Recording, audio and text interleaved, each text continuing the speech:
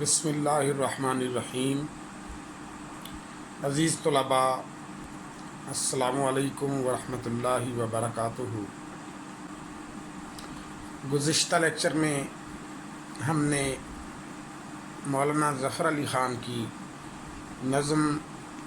حمد کے 4 اشعار کی تشریح کی تھی، اور آج کے لیکچر میں ہم اسی نظم کے باقی ماندہ اشعار کی تشریح دیکھیں گے۔ مولانا ظفر علی خان کے بقول: میری افتادگی بھی میرے حق میں اس کی رحمت تھی، کہ گرتے گرتے بھی میں نے لیا ہے دامن تھام اس کا۔ ظفر علی خان کا یہ حمدیہ کلام ہے، اور اس میں ظفر علی خان فرماتے ہیں میری افتادگی، افتادہ کے لغوی معنی ہیں گر جانا، گرا ہوا ہونا، حالت کا متغیر ہو جانا، حالت کا غیر ہو جانا، مبتلائے اذیت ہونا، مبتلائے تکلیف ہونا۔ تو میں اگر تکلیف میں مبتلا ہوا ہوں تو یہ مجھ پر کوئی اللہ کی جانب سے عذاب نہیں، بطور سزا نہیں، بلکہ میرے حق میں یہ بھی اس کی ایک رحمت ہے، اس کی رحمت کا یہ ایک انداز ہے کہ گرتے گرتے بھی میں نے لیا ہے دامن تھام اس کا، کہ میں بھٹک رہا تھا، میں راہ حق سے دور جا رہا تھا، لیکن پھر مجھے جو ہے یہ توفیق مل گئی کہ میں نے اپنے رب کا دامن تھام لیا، اور میں بدراہ ہونے، گمراہ ہونے اور بھٹکنے سے بچ گیا۔ اس تشریح طلب شعر میں مولانا ظفر علی خان یہ بیان کرنا چاہتے ہیں کہ انسان پر، خاص طور پر مرد مسلمان پر اور پیروکاران حق پر اور اطاعت شعاران اسلام پر زندگی میں طرح طرح کے مصائب آتے ہیں، اور جو ہے زندگی شدائد و مشکلات میں گھر جاتی ہے، اور یہ ان جو ہے پیروکاران حق کے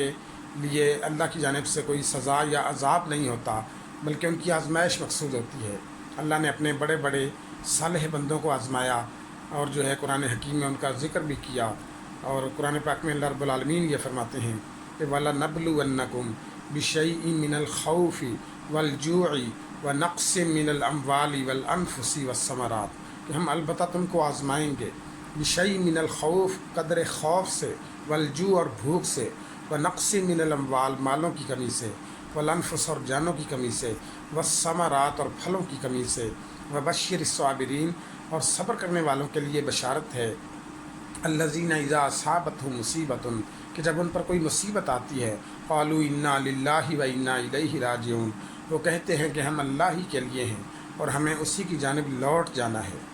حضرت حکیم لقمان نے قرآن پاک میں سورہ لقمان میں اللہ رب العالمین نے اس کا ذکر کیا کہ اپنے بیٹے کو جو وصیتیں فرمائیں، اس میں ایک وصیت یہ بھی تھی کہ وَاصْبِرْ عَلَىٰ مَا أَصَابَكَ إِنَّ ذَلِكَ مِنْ عَزْمِ الْأُمُورِ، کہ جو بھی تجھے مصیبت پہنچے اس پر صبر کیا کر، یہ بڑے ہی عزم و ہمت کی بات ہے۔ اور قرآن پاک میں ایک مقام پر اللہ رب العالمین فرماتے ہیں کہ وَاسْتَعِينُوا بِالصَّبْرِ وَالصَّلَاةِ، اور صبر اور نماز سے مدد حاصل کرو، إِنَّ اللَّهَ مَعَ الصَّابِرِينَ، بے شک اللہ صبر کرنے والوں کے ساتھ ہے۔ تو میں یہ عرض کر رہا تھا کہ شاعر اس شعر کے اندر یہ کہنا چاہتا ہے کہ میں اگر مصیبت میں مبتلا ہوا، میں اگر اذیت میں مبتلا ہوا، میں اگر تکلیف میں مبتلا ہوا، مجھ پر اگر کٹھن گھڑیاں آ گئیں، مجھ پر اگر شدائد کے پہاڑ ٹوٹ پڑے، تو اس کا مطلب یہ نہیں کہ میں رب کی گرفت میں آیا ہوں، یا مجھ پر اللہ کا عذاب نازل ہوا، یا میں عطاب خدا بندی میں آیا ہوں، بلکہ در حقیقت جو ہے یہ بھی میرے حق میں میرے رب کی رحمت ہے، کیونکہ میں بھٹک رہا تھا، میں راہ سے بدراہ ہو رہا تھا، میں جو ہے راہ حق سے دور جا رہا تھا، اور اس جو ہے مضمون کوشش میں گر پڑا، مجھے تکلیف آئی، اور اس تکلیف نے مجھے اپنے رب سے جا ملایا، اور میں جو ہے اپنے راہ حق کی طرف لوٹ آیا، اور میں دین اسلام کی جانب لوٹ آیا۔ تو اللہ رب العالمین کی جانب سے جو بیماری، جو تکلیف، جو دکھ، جو اذیت، جو پریشانی، جو ذہنی الجھن جو ہے انسان کو درپیش ہوتی ہے، دراصل رب جو ہے اس اپنی رحمت بندے کے شامل حال کرتا ہے، تاکہ اس کے گناہ مٹ جائیں اور وہ جو ہے گناہوں سے پاک ہو جائے، یا یہ مصیبت اور بیماری جو ہے اس کی گناہوں کا کفارہ بن جائے، تاکہ وہ رب العالمین کے حضور جب پیش ہو تو اس کی نجات ہو اور اس کو جو ہے جنت میں داخل کیا جائے۔ نبی اکرم صلی اللہ علیہ وآلہ وسلم کا مبارک ارشاد ہے کہ مومن کو کانٹا بھی چبھتا ہے تو وہ اس کے حق میں صدقہ ہے، کہ وہ اس کے لیے جو ہے درجات کی بلندی کا سبب بنتا ہے۔ ایک واقعہ تاریخ میں درج ہے کہ ایک صحابی تھے، اور وہ رات کو استراحت فرما رہے تھے کہ ان کو جو ہے پیاس محسوس ہوئی، اور انہوں نے نیند میں اٹھ کر اپنی بیوی کو آواز دی کہ مجھے ایک گلاس پانی جو ہے وہ پلا دو۔ وہ بیوی ان کی اٹھی اور اس نے پانی لیا اور جب صحابی کو پلانے کے لیے حاضر ہوئی تو ان کی آنکھ لگ چکی تھی۔ وہ ان کے سرہانے اس پانی کے آبخورے کو لے کر کھڑی ہو گئی اور ساری رات کھڑی رہی۔ رات کے آخری پہر پھر ان کی آنکھ کھلی اور پیاس محسوس ہوئی۔ انہوں نے بیوی کو آواز دی کہ مجھے ذرا پانی دینا۔ اس نے فوراً پیش کر دیا تو صحابی کو تعجب ہوا اور پوچھنے لگے کہ تم نے فوراً پانی کیسے پیش کر دیا؟ وہ کہنے لگی کہ رات کے ابتدائی حصے میں آپ کو پیاس محسوس ہوئی اور آپ نے پانی مانگا۔ میں اس وقت پانی لے کر حاضر ہوئی تو آپ کی آنکھ لگ گئی اور میں ساری رات آپ کے سرہانے کھڑی رہی۔ اب دوبارہ آپ نے جب پانی طلب کیا ہے تو میں نے آپ کی خدمت میں پیش کر دیا۔ وہ صحابی بیوی کی اطاعت شعاری پر اس قدر خوش ہوئے، کہنے لگے کہ آج میں تم سے بہت خوش ہوں، مانگو کیا مانگتی ہو؟ تو ان کی بیوی کہنے لگی کہ آپ سوچ لیں، کیا واقعی مجھے کچھ دینا چاہتے ہیں؟ صحابی کہنے لگے تم جو ہے میں تمہاری وفاداری سے، تمہاری اطاعت شعاری سے، تمہاری خدمت کی عادت سے اس قدر جو ہے خوش ہوا ہوں کہ جو مانگو گی ضرور تم کو دوں گا۔ تو بیوی کہنے لگی مجھے طلاق دے دو۔ اب وہ صحابی یہ سن کر بڑے پریشان ہو گئے کہ میں تم سے وعدہ کر چکا ہوں لیکن تم نے ایسی چیز مانگ لی کہ میں جو ہے اس بارے میں کچھ نہیں کہہ سکتا۔ ہم رسول اللہ صلی اللہ علیہ وآلہ وسلم کی خدمت میں حاضر ہوتے ہیں اور تمام واقعہ ان کے حضور پیش کروں گا تو آپ جو حکم دیں گے اس کی جو ہے تعمیل ارشاد ہوگی۔ تو بیوی اس بات پر رضامند ہو گئی اور دونوں صحابہ اور صحابیہ جو ہے وہ صحابی اور صحابیہ وہ گھر سے نکل پڑے اور چلنے لگے۔ صبح کاذب کا وقت تھا۔ چلتے چلتے اچانک جو ہے راستے میں کوئی رکاوٹ آئی، صحابی کے پاؤں کو ٹھوکر لگی اور وہ گر گئے۔ جب وہ گر گئے تو ان کے پاؤں میں موچ آ گئی اور تکلیف شدید پاؤں میں پیدا ہو گئی۔ انہوں نے اٹھنے کی کوشش کی تو اٹھ نہ سکے، چلنے کی کوشش کی تو آگے نہ بڑھ سکے۔ تو ان کی بیوی کہنے لگی کہ اب واپس چلو، اب مجھے طلاق نہیں چاہیے۔ تو ان کے شوہر کو، صحابی کو تعجب ہوا کہ تم عجیب عورت ہو، کبھی کہتی ہو کہ مجھے طلاق چاہیے اور کبھی کہتی ہو کہ مجھے طلاق نہیں چاہیے، یہ ماجرا میری سمجھ میں نہیں آیا۔ تو وہ کہنے لگی میں نے رسالت مآب صلی اللہ علیہ وآلہ وسلم سے یہ حدیث مبارکہ سنی ہے کہ جو شخص جو ہے کبھی بھی کسی مصیبت میں مبتلا نہیں ہوا، کبھی سر درد نہیں ہوا، کبھی بخار نہیں ہوا، کبھی کوئی بدنی جو ہے اذیت اس کو نہیں پہنچی، کبھی کسی تکلیف اور رنج و الم میں وہ مبتلا نہیں ہوا، تو ایسا شخص جہنمی ہے۔ تو تم میرے ساتھ ارصد رات سے رہ رہے ہو، میں نے کبھی تمہاری جو ہے حالت میں تغیر نہیں دیکھا، کبھی تمہیں تکلیف میں مبتلا نہیں دیکھا، تو میں سوچتی تھی کہیں میں کسی جہنمی شخص کے ساتھ تو نہیں رہ رہی، لیکن آج تمہارے پاؤں میں موچ آ گئی، تمہیں تکلیف پہنچی تو مجھے یقین ہو گیا کہ میں جو ہے جنتی شخص کے ساتھ رہ رہی ہوں۔ تو شاعر اس شعر میں یہی بات بیان کرنا چاہ رہا ہے کہ انسان جو ہے اذیتیں سہتا ہے، مصائب میں گھر جاتا ہے، تو دراصل اس کے حق میں اس کے رب کی یہ رحمت ہے۔ اس کا رب یہ چاہتا ہے کہ اس کے گناہوں کو معاف کرے، اس کے درجات کو بلند کرے اور جو ہے اس کی گناہوں کا اس کا کفارہ جو ہے آنے والی مصیبت بن جائے، کوئی کانٹا چبھے، سر میں درد ہو، بخار آئے یا کوئی بھی جسمانی اذیت پہنچے یا ذہنی اذیت پہنچے، تو اس کا جو ہے اللہ رب العالمین کے نزدیک جو ہے یہ چیز درجات کی بلندی کا سبب بنتی ہے۔ تو اپنے مالک کا ہر حال میں شکر ادا کرنا یہ ایک جو ہے سچے اطاعت شعار حق کے لیے ناگزیر اور لازمی ہے۔ تو تشریح طلب شعر میں بھی شاعر یہی بات کر رہا ہے کہ میں راہ حق سے بھٹک رہا تھا اور جو ہے میں نے اگر کسی تکلیف کو دیکھا، کسی مصیبت کو دیکھا، کسی شدت میں مبتلا ہوا تو دراصل یہ میرے حق میں میرے رب کی رحمت تھی کہ گرتے گرتے بھی میں نے اپنے رب کا دامن پکڑ لیا اور میں بھٹکنے سے، بدراہ ہونے سے، گمراہ ہونے سے بچ گیا۔ ایک مثال اس میں تشریح کے طور پر ہم دیکھ سکتے ہیں کہ ایک چھوٹا بچہ اپنی ماں کے ساتھ بیٹھا ہو اور وہ روٹیاں بنا رہی ہو، سلگتی ہوئی آگ، دہکتے ہوئے انگارے دیکھ کر بچہ جو ہے اپنا ہاتھ آگ کی جانب بڑھائے تو ماں اس کو پیار سے روکتی ہے کہ بیٹا جل جاؤ گے، پیچھے ہو جاؤ، لیکن بچہ جو ہے چونکہ ابھی ناسمجھ ہے وہ پھر اپنا ہاتھ دہکتے ہوئے، چمکتے ہوئے، سلگتے ہوئے انگاروں کی جانب بڑھاتا ہے۔ ماں پھر سمجھاتی ہے کہ بیٹا پیچھے ہو جاؤ، یہ آگ جو ہے تمہیں جلا ڈالے گی، مگر وہ ناسمجھی کی وجہ سے پھر ایسی کوشش کرتا ہے اور بار بار جب ایسی کوشش کرتا ہے تو ماں اپنے بیٹے کی اصلاح کے لیے ایک چانٹا رسید کر دیتی ہے۔ تو یہ چانٹا جو ماں نے رسید کیا، یہ اپنے بیٹے کو نفرت کی وجہ سے رسید نہیں کیا بلکہ اس کی اصلاح مقصود تھی، اس کی درستی مقصود تھی، اسے بڑی تکلیف سے بچانا مقصود تھا۔ تو پروردگار عالم بھی اپنے بندوں کو جو تکلیفیں دیتا ہے، جو شدائد و مشکلات میں مبتلا کرتا ہے، تو دراصل اس کے حق میں یہ رب کی رحمت ہوتی ہے کہ وہ اس کو بڑی اذیت سے، بڑی مصیبت سے، بڑی شامت سے، بڑے عذاب سے بچانا چاہتا ہے۔ تو شاعر نے تشریح طلب شعر میں بھی یہی بات کہی کہ میرے حق میں میرے رب کی یہ رحمت ہے کہ میں گر گیا، میں اذیت میں مبتلا ہو گیا، میں تکلیف میں مبتلا ہو گیا، تو دراصل میرے حق میں یہ میرے رب کی رحمت تھی کہ میں گر رہا تھا، میں بھٹک رہا تھا، میں راہ حق سے دور جا رہا تھا، لیکن جو ہے میرے رب کی رحمت میرے شامل حال ہو گئی اور میں بھٹکنے سے محفوظ رہا، میں بدراہ ہونے سے محفوظ رہا، میں گمراہ ہونے سے محفوظ رہا۔ کسی شاعر نے کیا خوب بات کی کہ دل ہو کہ جاں تجھ سے کیوں کر عزیز رکھیے، دل ہو کہ جاں تجھ سے کیوں کر عزیز رکھیے، دل ہے سو چیز تیری، جان ہے سو مال تیرا۔ حکیم لقمان جو ہیں تاریخ میں ان کو برگزیدہ پیغمبر کے طور پر یا ایک دانا انسان کے طور پر جانا جاتا ہے۔ قرآن حکیم میں پوری ایک سورہ مبارکہ سورہ لقمان کے نام سے موسوم ہے، اور حضرت لقمان کے حوالے سے ایک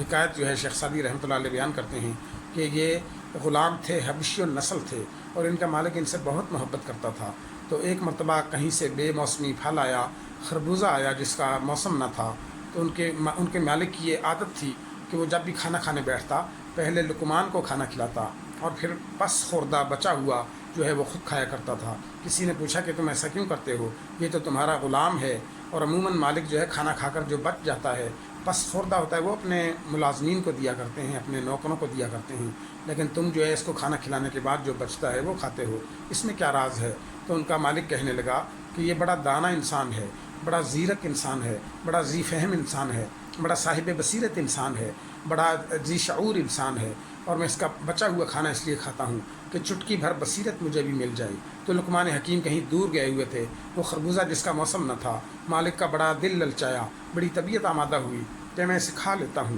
مگر لقمان کی محبت نے روکے رکھا، چنانچہ انہوں نے جو ہے اس خربوزے کو رکھ لیا۔ شام کو لقمان جب آئے تو مالک نے سارا ماجرا کہہ سنایا کہ آج بے موسمی پھل پا کر بار بار میری طبیعت للچائی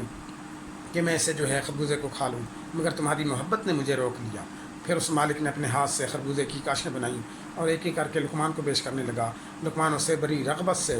چٹخارے لے کر کھانے لگے۔ اس نے ایک کاش پیش کی، دوسری کاش پیش کی، یہاں تک کہ 7 کاشیں جو ہیں لقمان کو پیش کر دیں۔ آخری کاش جب رہ گئی سوچا کہ چلو میں چکھ لیتا ہوں، اور جب چکھنے کے لیے اسے منہ میں لیا تو فوراً تھوک دیا اور تھوکتا چلا گیا، اور اس کی آنکھوں میں آنسو آ گئے، اور لقمان سے مخاطب ہو کر کہنے لگا کہ اے لقمان، اس قدر کڑوا خربوزہ، اس قدر تلخ خربوزہ، اس قدر بد ذائقہ خربوزہ، اس قدر ناخوش ذائقہ خربوزہ، اور تم نے اپنے چہرے کے تاثرات سے محسوس بھی نہ ہونے دیا، اور سارا کڑوا خربوزہ تم نے اپنے شکم میں اتار لیا۔ لقمان کہنے لگے میرے آقا، آپ نے ہمیشہ مرغن غذائیں کھلائی ہیں، ہمیشہ لذیذ غذائیں مجھے کھلائی ہیں، آج اگر ایک کڑوا لقمہ تلخ چکھنا پڑ گیا تو میں چہرے کے تاثرات سے ناشکر گزاری کا اظہار کیوں کرتا؟ شیخ سعدی رحمۃ اللہ علیہ یہ واقعہ درج کرنے کے بعد اس کا نتیجہ نکالتے ہیں کہ ہمارا مالک، ہمارا خالق، ہمارا آقا جو ہے، ہمارا مولا، ہمارا پروردگار جو ہے کتنی ہمیں نعمتیں عطا کرتا ہے۔ قرآن میں ذکر فرمایا کہ وَإِن تَعُدُّوا نِعْمَتَ اللَّهِ لَا تُحْصُوهَا، کہ اگر تم اللہ کی نعمتوں کو گننے لگو تو اسے شمار بھی نہ کر سکو۔ تو اگر ایک تلخ لقمہ چکھنا پڑ جائے ہم کیسے کیسے ناشکر گزاری کی کلمات جو ہے منہ سے نکالنے لگتے ہیں۔ قرآن میں اللہ رب العالمین کو اپنے بندوں سے یہی شکایت ہے۔ اللہ فرماتے ہیں قلیل من عبادی الشکور، کہ میرے شکر گزار بندے معدود چند ہیں، میرا حقیقی شکر ادا کرنے والے بندے تھوڑے ہیں۔ ایک جگہ فرمایا قلیلا ما تشکرون، کہ تھوڑا ہے جو شکر تم ادا کرتے ہو۔ تو شاعر نے اللہ رب العالمین کی جانب سے تکلیف میں مبتلا ہو جانے پر یہ بات جو ہے اس شعر میں بیان کی ہے کہ اگر میں تکلیف میں مبتلا ہوا تو دراصل میرے حق میں یہ بھی میرے رب کی رحمت کا ایک انداز ہے کہ میرے رب نے ایک بڑی مصیبت سے، بڑی شامت سے مجھے بچا لیا، اور یہ بات جو ہے میرے حق میں میرے رب کی رحمت بن کر یہ مصیبت مجھے پہنچی۔ بقول شاعر ماں باپ سے سوا ہے شفقت تیری، ماں باپ سے سوا ہے شفقت تیری، افزوں ہے تیرے غضب سے رحمت تیری، جنت انعام کر کے دوزخ میں جلا، یہ رحم تیرا ہے وہ عدالت تیری۔ عزیز طلباء، اگلا شعر بڑھتے ہیں اگلے شعر کی جانب۔ ہوئی ختم اس کی حجت اس زمیں کے بسنے والوں پر، کہ پہنچایا ہے ان سب تک محمد صلی اللہ علیہ وسلم نے کلام اس کا۔ حجت جو ہے دلیل کو کہتے ہیں کہ اس زمین کے جتنے بسنے والے ہیں، جتنے باشندگان ارض ہیں، جتنے ساکنان ارض ہیں، ان تک جو ہے دلیل کے ذریعے سے حجت کو تمام کرتے ہوئے پیارے پیغمبر صلی اللہ علیہ وسلم نے پیغام حق کو پہنچا دیا۔ اس تشریح طلب شعر میں جو ہے منصب نبوت کی بات کی گئی ہے۔ مولانا ظفر علی خان یہ بات بیان کر رہے ہیں کہ پیارے پیغمبر نے، اللہ رب العالمین نے جو فریضہ نبوت آپ کو تفویض فرمایا تھا اس کو زمین کے بسنے والوں تک اس پیغام کو پہنچا دیا، اور جو ہے اپنی حجت کو پورا کر دیا۔ میدان جو ہے عرفات میں نبی اکرم صلی اللہ علیہ وسلم حجۃ الوداع کے موقع پر لوگوں کا جمع غفیر انبوہ کثیر آپ کے سامنے ہے، حج کے مناسک ادا کیے جا رہے ہیں۔ آپ نے خطبہ حج ارشاد فرمایا اور لوگوں کو مخاطب کر کے کہا کہ لوگوں، کیا میں نے تم تک پیغام حق پہنچا دیا؟ سب نے بیک زبان کہا بلا یا رسول اللہ، کیوں نہیں اللہ کے رسول۔ آپ نے انگشت شہادت کو آسمان کی جانب اٹھایا کہ پروردگار تو گواہ رہنا کہ میں نے جو پیغام تو نے مجھے بطور امانت تفویض کیا تھا، میں نے تیرے بندوں تک یہ پیغام پہنچا دیا۔ اور پھر جو ہے اس موقع پر یہ آیات مبارک نازل ہوئی کہ الیوم اکملت لکم دینکم واتممت علیکم نعمتی ورضیت لکم الاسلام دینا، کہ آج کے دن میں نے تمہارے لیے تمہارے دین کو مکمل کر دیا، واتممت علیکم نعمتی، تم پر اپنی نعمتوں کو تمام کر دیا، ورضیت لکم الاسلام دینا، اور تمہارے لیے دین اسلام کو پسند کیا۔ تو اس جو ہے تشریح طرف شعر کے اندر پیارے پیغمبر صلی اللہ علیہ وآلہ وسلم کی جو ہے فریضہ نبوت کو ادا کرنے اور پیغام حق کو لوگوں تک پہنچا دینے کی کیفیت کا ذکر کیا گیا ہے کہ آپ صلی اللہ علیہ وآلہ وسلم نے جو پیغام اللہ نے آپ کو دیا تھا، پیغام توحید آپ کو دیا تھا، فرائض اسلام آپ کو عطا فرمائے تھے، اور جو احکامات دین آپ کو دیے تھے، آپ نے جو ہے وہ تمام انسانوں تک پہنچا دیے۔ لوگوں سے مخاطب ہو کر کہا کہ لوگوں، ممکن ہے کہ دوبارہ ہماری تمہاری ملاقات نہ ہو، اس لیے آگاہ رہو کہ میں نے جو ہے اللہ کا پیغام تم تک پہنچا دیا۔ اب تمہارا یہ فرض ہے کہ تم آنے والی نسلوں تک اس پیغام کو پہنچا دو، اور تم ضرور اپنے رب کے حضور حاضر ہوگے اور اپنے اعمال کے بارے میں جواب دہ ہوگے۔ چنانچہ جو ہے نبی اکرم صلی اللہ علیہ وآلہ وسلم کا مبارک ارشاد کہ لوگوں، میں تم میں دو چیزیں چھوڑے جاتا ہوں، اگر مضبوطی سے پکڑے رہو گے تو کبھی گمراہ نہیں ہوگے، ایک کتاب اللہ کی کتاب، اور دوسری سنتی، میرا طریقہ۔ تو شاعر جو ہے پیارے پیغمبر صلی اللہ علیہ وسلم کو خراج عقیدت پیش کرتے ہوئے کہتا ہے کہ فرش سے تا عرش ہیں سارے زمانے آپ کے، فرش سے تا عرش ہیں سارے زمانے آپ کے، میرے اللہ کے خزانے ہیں خزانے آپ کے، ایک طرف صدیق اکبر ایک طرف روح الامی، ہم سفر بنائے ہیں کیا کیا خدا نے آپ کے، اور ذرہ ذرہ آپ کی رسالت کا گواہ بنا، ذرے ذرے کی زباں پر ہیں ترانے آپ کے۔ تو تشریح طلب شعر میں مولانا ظفر علی خان جو ہے پیارے پیغمبر صلی اللہ علیہ وسلم کی عظمت کو بیان کرتے ہوئے کہتے ہیں کہ جتنے زمین کے بسنے والے ہیں، آپ نے حجت کے ذریعے، دلیل کے ذریعے یہ بات مکمل کر دی، پیغام حق جو ہے انسانوں تک پہنچا دیا، پوری انسانیت تک پہنچا دیا، قیامت تک آنے والے انسانوں کے لیے آپ پیغمبر بنا کر مبعوث کیے گئے۔ اللہ رب العالمین قرآن میں فرماتے ہیں وما ارسلناک الا رحمۃ للعالمین، کہ پیغمبر ہم نے آپ کو تمام جہانوں کے لیے مجسمہ رحمت بنا کر، پیکر رحمت بنا کر مبعوث کیا ہے۔ چنانچہ شاعر کہتا ہے کہ پیغمبر نے جتنے زمین کے باشندگان ہیں، جتنے ساکنان ارض ہیں، جتنے زمین پر بسنے والے ہیں، جتنے نفوس جو ہے دنیا کے اندر قیامت تک آئیں گے، سب کے لیے آپ نے پیغام حق کو پہنچا دیا اور حجت کے ذریعے سے اپنی بات کو مکمل کر دیا۔ اب کوئی شخص جو ہے یہ اعتراض نہیں اٹھا سکتا کہ مجھ تک پیغام حق نہیں پہنچا، یا پیارے پیغمبر کے پیغام کو میں نے نہیں سنا۔ چنانچہ ہر شخص جو عاقل اور بالغ ہے وہ احکامات دین کو ماننے کا پابند ہے، اس پر فرائض ہیں، واجبات ہیں، اور دین حق کی پیروکاری اس پر واجب ہے۔ اگر وہ اب جو ہے روگردانی کرے گا اور سرکشی کرے گا اور راہ اسلام کو چھوڑ کر کوئی دوسرا دین اختیار کرے گا تو آپ جو ہے اس کے بارے میں ذمہ دار نہیں ہیں۔ پیارے پیغمبر جو ہے اس کے اعمال کے بارے میں پھر ذمہ دار نہیں ہیں، پھر وہ اپنے اعمال کا خود ذمہ دار ہوگا۔ اگر وہ اطاعت شعاری اپنائے گا، دین اسلام کی پیروکاری اپنائے گا، اللہ اور رسول سے محبت کو اپنائے گا، تو قرآن پاک میں اللہ نے اس کا اجر اور انعام اور ثواب کا ذکر فرما دیا کہ وَمَن يُطِعِ اللَّهَ وَرَسُولَهُ فَقَدْ فَازَ فَوْزًا عَظِيمًا، کہ جو اللہ اور اس کے رسول کی اطاعت کرتا ہے بے شک وہ بہت بڑی مراد پا گیا، وہ فوز عظیم پا گیا۔ تو اس تشریح طلب شعر میں بھی شاعر نے یہی بات کی کہ پیارے پیغمبر نے پیغام حق کو تمام انسانوں تک پہنچا دیا۔ بقول شاعر تیرے آنے سے رونق آ گئی گلزار ہستی میں، تیرے آنے سے رونق آ گئی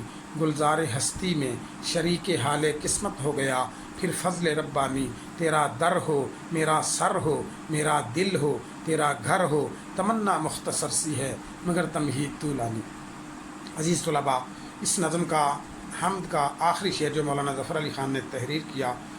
بڑھتے ہیں اس کی جانب۔ بجھاتے ہی رہے پھونکوں سے کافر اس کو رہ رہ کر، مگر نور اپنی ساعت پر رہا ہو کر تمام اس کا۔ اس تشریح طرف شعر میں شاعر کہنا یہ چاہتا ہے کہ جو دشمنان حق ہیں، جو اسلام کے دشمن ہیں، جو طاغوتی طاقتیں ہیں، جو ابلیسی طاقتیں ہیں، ان کی ازل سے یہ کوشش رہی کہ نور حق کو بجھا دیا جائے اور دین اسلام کو ملیہ میٹ کر دیا جائے اور حق کو جو ہے ختم کر دیا جائے مگر یہ نور اپنی ساعت پر اپنے وقت پر تمام ہو کر رہا۔ اللہ نے اپنے دین کو مکمل کر دیا اور دین اسلام کی تبلیغ و اشاعت کو یقینی بنا دیا، اور دین کو پھلنے پھولنے اور آگے بڑھنے سے کافروں کی طاقت، شیطانی طاقت جو ہے، ابلیسی طاقتیں، وہ مزاحم نہ ہو سکی، دین اسلام کے آگے بڑھنے کے عمل کو روک نہ سکی، اور دین اپنی ساعت پر مکمل ہو کر رہا۔ اس تشریح طلب شعر کے اندر حق و باطل کی کشاکش کا ذکر کیا گیا، اسلام اور کفر کے درمیان جو آویزش ہے، جو کشاکش ہے، اس کا تذکرہ کیا گیا۔ اس کو علامہ اقبال نے ایک شعر میں بیان کیا کہ ستیزہ کار رہا ہے ازل سے تا امروز،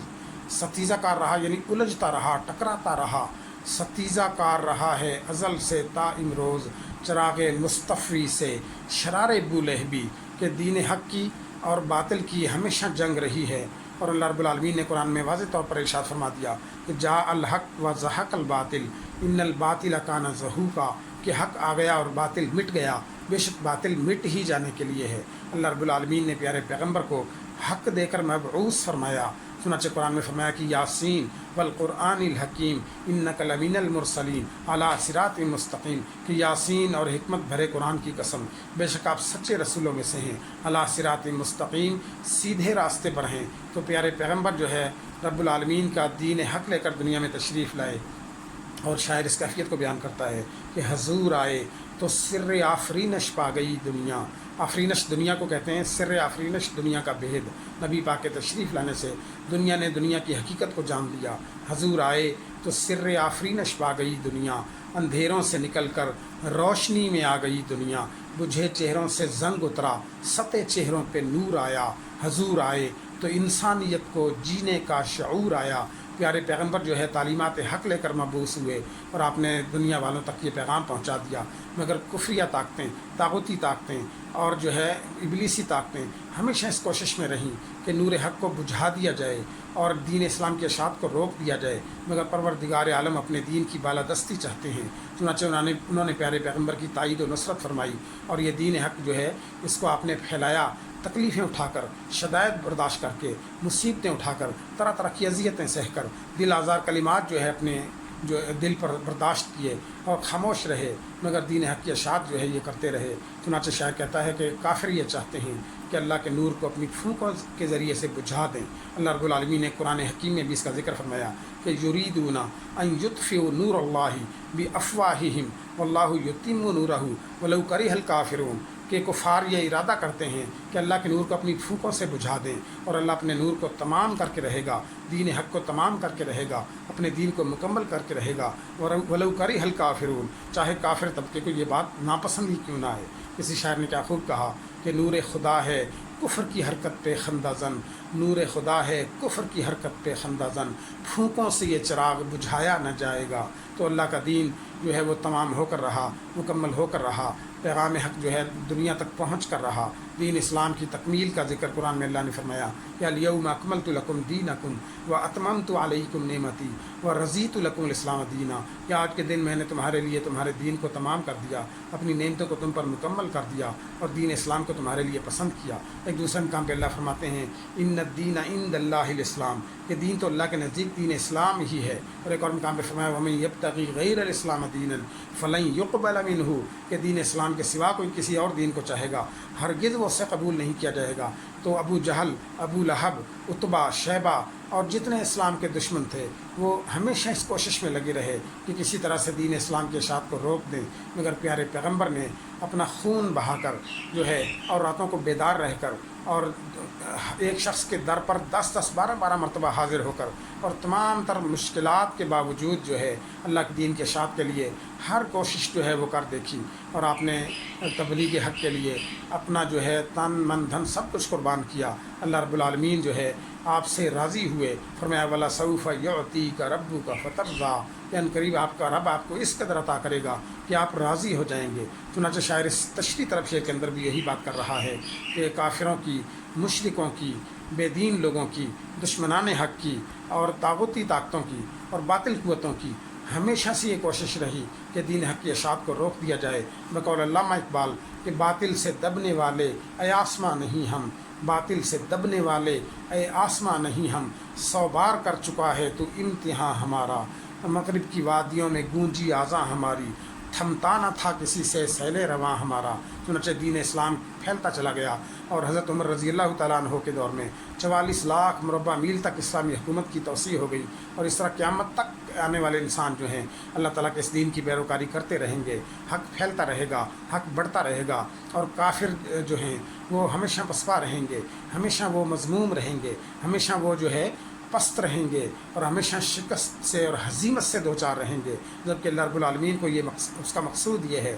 کہ اللہ یہ چاہتا ہے کہ اس کا دین پھلتا رہے، پھولتا رہے، بڑھتا رہے، اور اللہ اپنے دین کی حفاظت کے لیے قرآن میں اللہ فرماتے ہیں انا نحن نزلنا الذکر و انا لہ لحافظون، کہ ہم ہی اس حق کے نازل کرنے والے، اس ذکر کے نازل کرنے والے ہم ہیں، اور اس کی محافظت کرنے والے بھی ہم ہیں۔ چنانچہ اللہ کا دین جو ہے وہ کافروں کی ناپاک سازشوں کے نتیجے میں مٹ نہیں سکتا، بلکہ یہ دین جو ہے پھلتا رہے گا، اور قیامت تک کے لیے اس دین کو غلبہ حاصل رہے گا، کیونکہ اس کی تائید و نصرت اللہ رب العالمین جو ہے خود فرما رہے ہیں، اور جو ہے قرآن پاک میں اللہ رب العالمین نے واضح الفاظ میں اہل ایمان کو مخاطب کر کے کہا کہ انتم الاعلون ان کنتم مؤمنین، اگر تم سچے پکے ایماندار ہو تو تم ہی غالب رہو گے۔ تو اللہ رب العالمین کی نصرت جو ہے اہل ایمان کے شامل حال رہی، کافروں کی یہ ناپاک سازش کے دین اسلام کو پھلنے سے روک دیں، وہ ہمیشہ اس میں ناکام رہے، اور ہمیشہ جو ہے نور اللہ کا اپنی ساعت پر پورا ہو کر رہا، پھلتا رہا، پھولتا رہا، بڑھتا رہا۔ اور شاعر جو ہے اس کیفیت کو علامہ اقبال بیان فرماتے ہیں کہ یا رب دل مسلم کو وہ زندہ تمنا دے، یا رب دل مسلم کو وہ زندہ تمنا دے، جو قلب کو گرما دے، جو روح کو تڑپا دے، اور اس دور کی ظلمت میں ہر قلب پریشاں کو وہ داغ محبت دے، جو چاند کو شرما دے۔ میں بلبل نالا ہوں ایک اجڑے گلستاں کا، تاثیر کا سائل ہوں محتاج کو داتا دے۔ تو عزیز طلباء، آپ نے آج یہ نظم کے دوسرے حصے کی تشریح ملاحظہ کی، مولانا ظفر علی خان کی نظم حمد کی تشریح ہم نے دیکھی۔ انشاءاللہ اگلے لیکچر میں ایک نئے موضوع کے ساتھ آپ کی خدمت میں حاضر ہوں گے۔ اجازت دیجیے، اللہ نگہبان۔